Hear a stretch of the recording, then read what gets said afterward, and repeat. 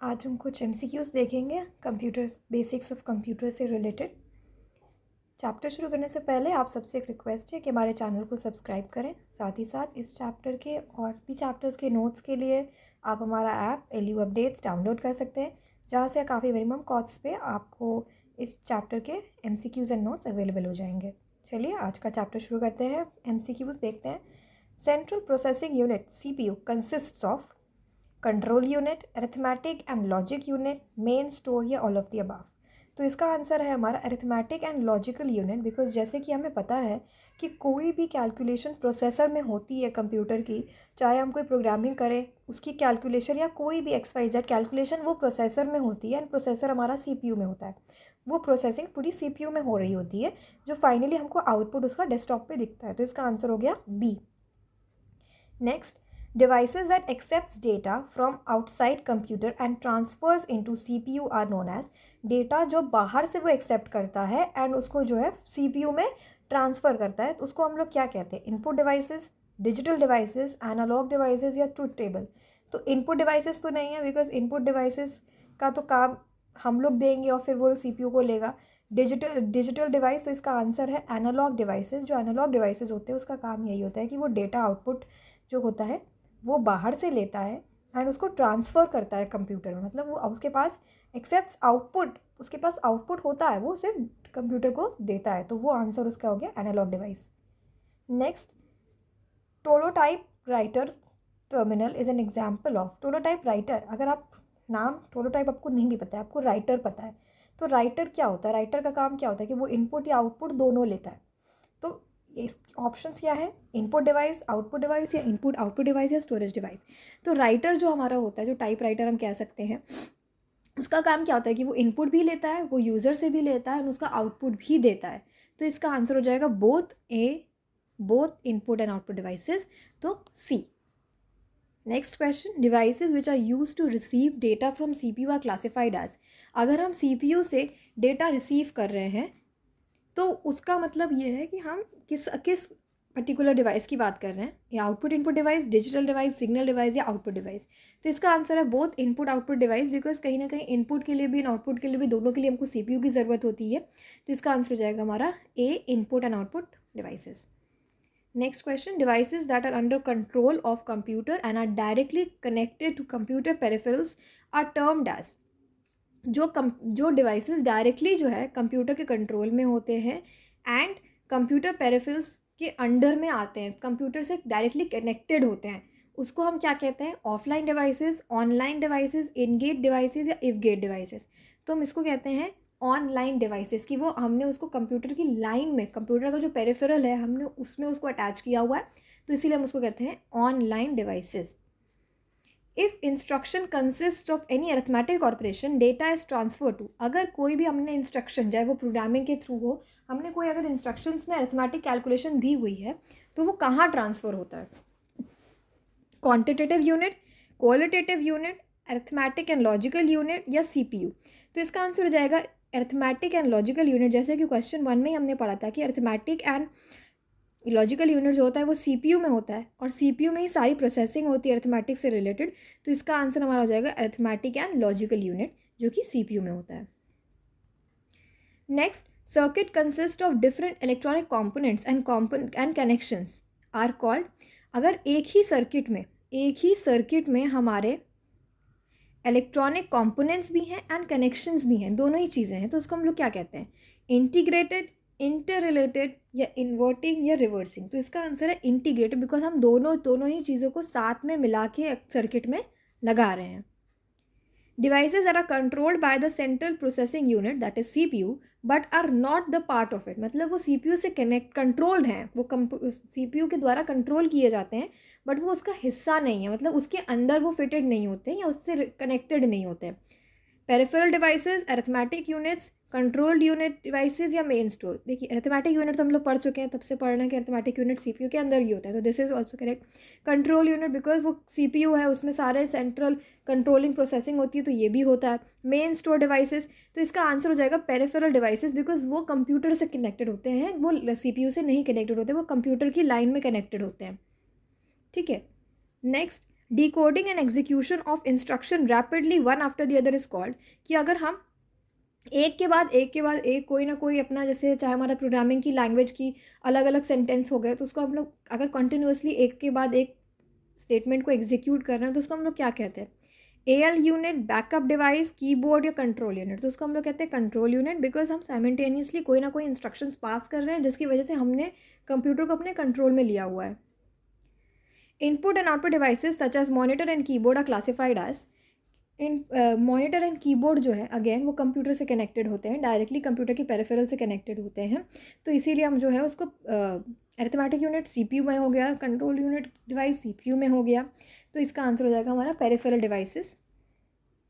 इसको हम लोग पेरिफेरल डिवाइसेस कहते हैं बिकॉज ये सब जो है एक लाइन में कनेक्टेड होते हैं।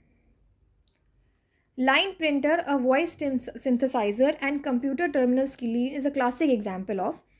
तो printer, voice synthesizer and terminal screen desktop किसका एग्जाम्पल है? Logical circuit, analog circuit, and gate device या आउटपुट डिवाइस? ऑब्वियसली इसका आंसर है आउटपुट डिवाइस। चाहे आप अपना प्रिंटर का एग्जाम्पल ले लो, चाहे आप अपना इसका स्क्रीन डेस्कटॉप ले लो, हमें इन पे आउटपुट देखने को मिलता है। प्रिंटर से हमको प्रिंट मिलता है तो वो आउटपुट है, डेस्कटॉप पे हमको अपना आउटपुट देखने को मिलता है, तो इसका आंसर हो जाएगा D, output devices. Main category of peripheral devices are, peripheral devices के मेन कैटेगरीज क्या हैं?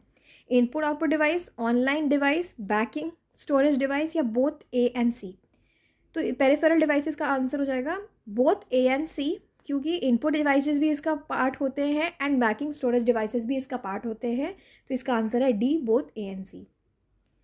Small computers that are not micro computers are classified, मतलब स्मॉल तो होते हैं बट वो माइक्रो कंप्यूटर्स की कैटेगरी में हम लोग नहीं डालते हैं, उसको हम लोग क्या कहते हैं? Micro computers, mini computers, main frame computers या मेगा प्रोसेसर्स? तो उसको हम लोग कहते हैं मिनी कंप्यूटर्स, बिकॉज वो स्मॉल कंप्यूटर्स के हिस्से में नहीं आते हैं, मतलब वो स्मॉल कंप्यूटर्स होते हैं, छोटे होते हैं साइज़ में, बट वो माइक्रो नहीं होते हैं, क्योंकि अगर, तो उसको हम क्या कहते हैं? Mini computer. 2 types of memories, RAM and ROM are a part of. RAM and ROM किसका पार्ट है? Backing memories, main memory, short memory या लॉन्ग टर्म मेमोरी? तो इसका आंसर आ जाएगा मेन मेमोरी, बिकॉज हम मेन मेमोरी में ये सब स्टोर होते हैं, जो कंप्यूटर की मेन मेमोरी होती है, CPU की प्राइमरी मेमोरी हम जिसको कहते हैं, तो इसका आंसर हो जाएगा main memory. Devices in which data is represented by continuous variable quality is called.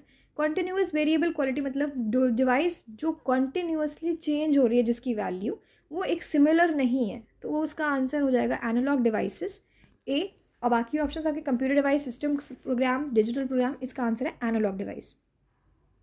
Magnetic tape unit and magnetic disk unit are examples of. Magnetic tape unit and magnetic disk unit, okay, ये किसका example है? Storage device, backing storage device, online device या offline device? तो इसका answer है banking storage device, कि वो backup की तरह हम इस्तेमाल करते हैं फॉर स्टोरेज, बैकअप की तरह, मतलब अगर रैम एंड रोम नहीं काम करेगी तो उसके बाद हम किसका इस्तेमाल करेंगे? मैग्नेटिक टेप यूनिट या मैग्नेटिक डिस्क यूनिट का। Okay, next, visual display unit is an example of. Visual display unit जो हमारी होती है DVD टाइप्स, वो क्या, किसका एग्जाम्पल होती है? Output device, input output device, backup device, memory device? इसका आंसर है आउटपुट डिवाइस, बिकॉज उससे हम आउटपुट एक्सट्रैक्ट कर सकते हैं, उसमें ऑलरेडी स्टोर्ड है, उससे चीज़ें ले सकते हैं, हम देख सकते हैं उस पर, right. Name of the interface which used by blind person to perform operations on the computer.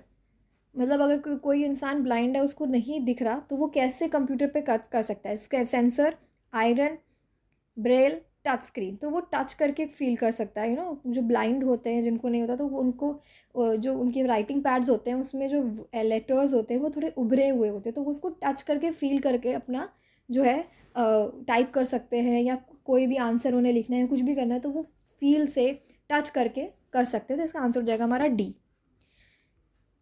Electronic devices which processes data and converts it into information that is useful to the people is called। कि मतलब electronic device जिसको हम लोग, जिसका data हम लोग process कर सकते हैं और उसको किसी यूज़फुल इन्फॉर्मेशन में ट्रांसफ़र कर सकते हैं, तो उसका आंसर, इसका ऑप्शंस हैं कंप्यूटर, स्मार्टफोन, कैलकुलेटर, प्रिंटर। तो इसका आंसर है कंप्यूटर, बिकॉज कंप्यूटर के अंदर एक ये होती है, कंप्यूटर की डेफिनेशन में भी हमने देखा था कि कंप्यूटर को आपने इनपुट दिया, वो उसको एनालाइज करेगा, उसको अपनी भाषा में ट्रांसफ़र करेगा, ट्रांसलेट करेगा, एंड एक मीनिंगफुल आउटपुट हमें देगा जिसको हम समझ सकते हैं एंड उसको हम एनालाइज कर सकते हैं। Term program is refer to any piece of programming जो हम लोग तब से कह रहे हैं, प्रोग्रामिंग जावा, पाइथन, C++, ये सब जो अलग अलग प्रोग्रामिंग है, प्रोग्राम, उसका वो हम लोग क्या कहना चाहते हैं उससे, हम लोग सॉफ्टवेयर, हार्डवेयर, नेटवेयर, ग्रुपवेयर। तो ऑब्वियसली ये सॉफ्टवेयर है। जो सॉफ्टवेयर इंजीनियर्स होते हैं उनका काम क्या होता है, वो यही इन्हीं वेबसाइट, इन्हीं प्रोग्रामिंग लैंग्वेजेस पे बैठते हैं, काम करते हैं, एंड इससे आगे जाके वो लोग ऐप्स बनाते हैं, गेमिंग लैंग्वेजेस बनाते हैं, गेमिंग डिवाइसेस, अलग अलग चीज़ें वो लोग बनाते हैं। तो ये एक सॉफ्टवेयर्स होते हैं जो कंप्यूटर में हम लोग इंस्टॉल कर सकते हैं, एंड उससे फिर हम लोग आगे अपना काम कर सकते हैं। Next question, computer term is derive from Latin, French, Arabic या जर्मन। सो वो एक लैटिन वर्ड होता है कंप्यूटर, जो उनको कंप्यूटर का जो डेराइवेशन है वो लैटिन वर्ड से हुआ है। ALU of a computer response to the command from control section, primary memory, external memory या cache memory. So control section से जो भी कमांड आता है वो ALU फुलफिल करता है। Which is not an application software, मतलब वो एप्लीकेशन सॉफ्टवेयर नहीं है, वो सॉफ्टवेयर बेसिकली जो कंप्यूटर में हमारे जो सॉफ्टवेयर हैं वो उसका हिस्सा नहीं है। Windows NT, page maker, win power XP, win world XP या फोटोशॉप। तो इसका आंसर है विंडोज़ NT, बिकॉज वो विंडो का वर्जन है, लाइक विंडोज़ 10 होती है या विंडोज़ ऐसी होती है, वो विंडोज़ का वर्जन है, वो सॉफ्टवेयर नहीं है, बाकी सारे सॉफ्टवेयर हैं हमारे। प्रोसेस इज, प्रोसेसिंग, जो हम लोग प्रोसेसर करें तो उसका क्या मतलब होता है, program in high level language on disk, contents of main memory, a program in execution, a job in secondary memory। so obviously हम इसका अगर प्रोसेस की बात करें कि वो प्रोसेस हम लोग जैसे जब पढ़ते हैं, जब हम कोई भी प्रोग्राम लिखते हैं तो नीचे लेकर आता है प्रोसेसिंग, लाइक वो बहुत ही मिनिमम मिली सेकेंड्स के लिए होता है प्रोसेसिंग। तो वो प्रोसेसिंग का मतलब क्या होता है कि वो प्रोग्राम को एग्जीक्यूट कर रहा है कंप्यूटर, अभी बस आता होगा आपका रिजल्ट। तो इसका आंसर क्या हो जाएगा, सी, अ प्रोग्रामिंग एग्जीक्यूशन, कि इसके बाद आपका रिजल्ट आएगा, वो अभी एग्जीक्यूट कर रहा है प्रोग्राम, एंड अब इसका रिजल्ट आएगा। After 6 months you can also speak in English. Next question, from what location are the first computer instructions available on boot up. First computer के जो इंस्ट्रक्शंस होते हैं वो हमको कहाँ से मिलते हैं जब हम कंप्यूटर खोलते हैं, रोम बायोस, CPU, boot.nii, config.sys। तो इसका आंसर है CPU, बिकॉज CPU हमारा सेंट्रल प्रोसेसिंग यूनिट है, वो सेंट्रल है, वो मेन है। तो कोई भी जो भी आपको इंस्ट्रक्शंस मिलेंगे वो CPU के थ्रू ही मिलेंगे, बाकी सब चीज़ें क्योंकि CPU के अंडर ही कवर हो जाती हैं। The hard disk is divided into tracks which are further sub divided into tracks. हमको पता है कि ट्रैक्स फर्दर डिवाइडेड होते हैं,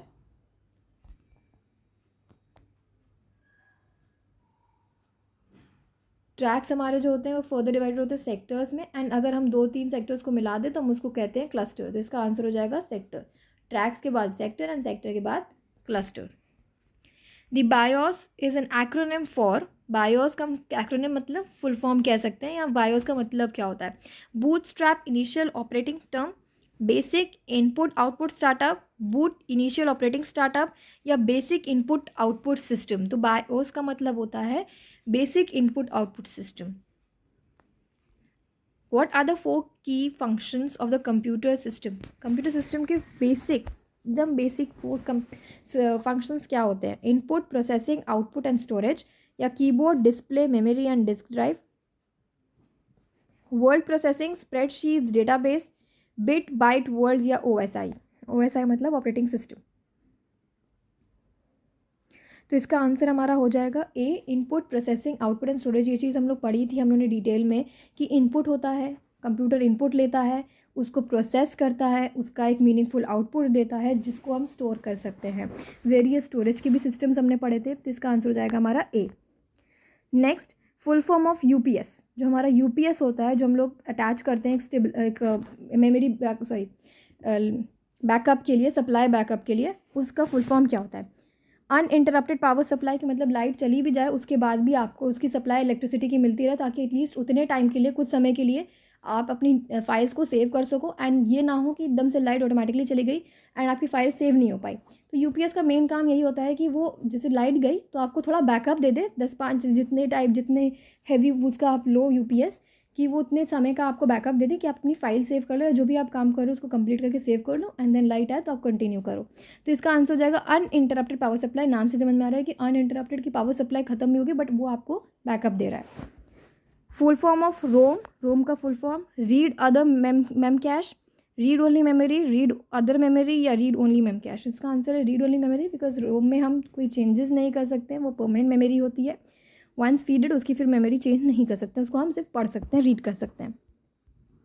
full form of IC, inter related circuit, integrated conductor, integrated capacitor या इंटीग्रेटेड सर्किट. इंटीग्रेटेड सर्किट होता है जिसमें हम लोग, जो हमने पहले भी पढ़ा था कि उसमें हम लोग दोनों चीज़ें लगा सकते हैं साथ में, तो वो इंटीग्रेटेड हो जाता है.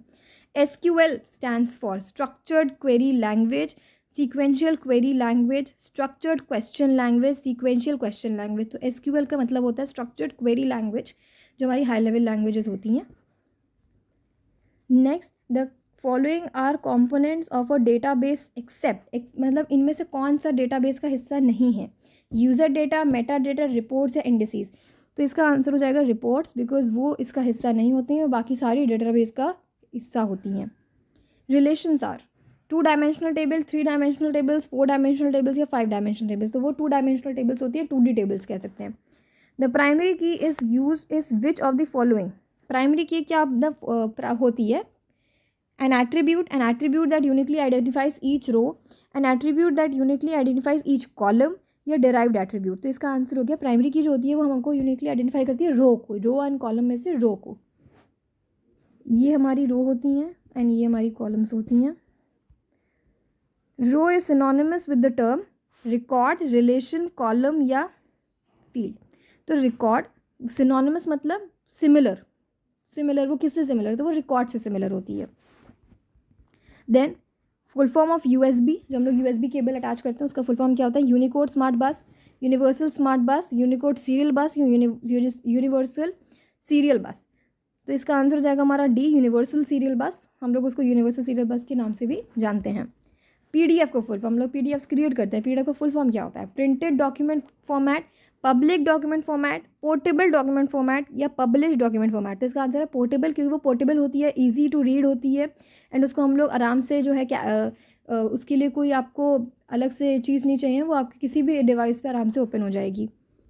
Table is synonymous to the term. तो देखिए हमने यहाँ पे रो पढ़ा सिनोनिमस टू रिकॉर्ड, यहाँ हमने रो पढ़ा सिनोनिमस टू रिकॉर्ड एंड फिर अब हम देखेंगे यहाँ पे table synonymous to record.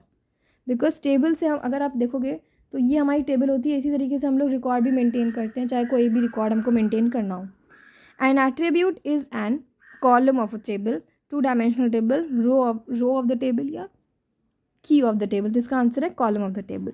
I hope आपको MCQ समझ में आए होंगे. Thank you.